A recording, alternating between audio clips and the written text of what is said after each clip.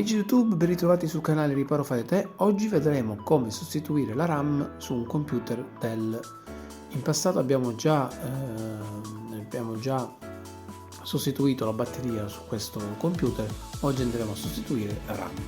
Molto semplice, andiamo a smontare il computer e a levare la vecchia RAM e mettere la nuova.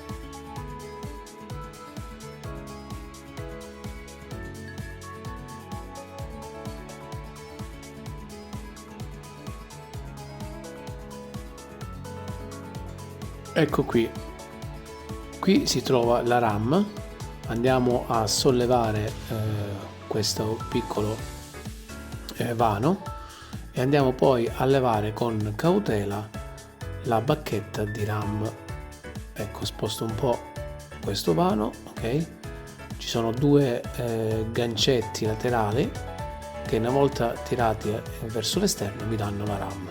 Questa è la vecchia RAM da 8 GB. Andrò a montare una RAM da 32 GB.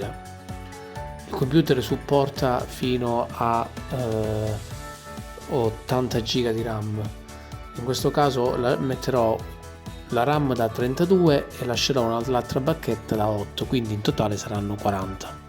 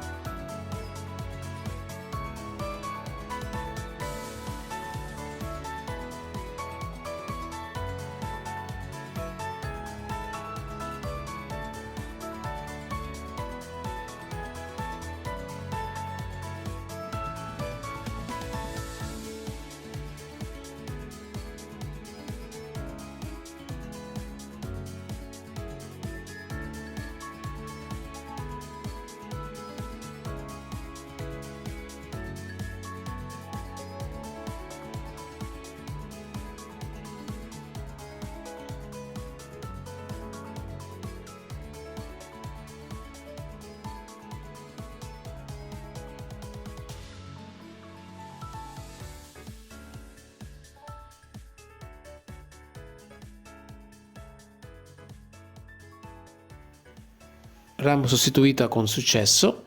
Se vi è piaciuto il video lasciate un like, iscrivetevi al canale e ci vediamo al prossimo video.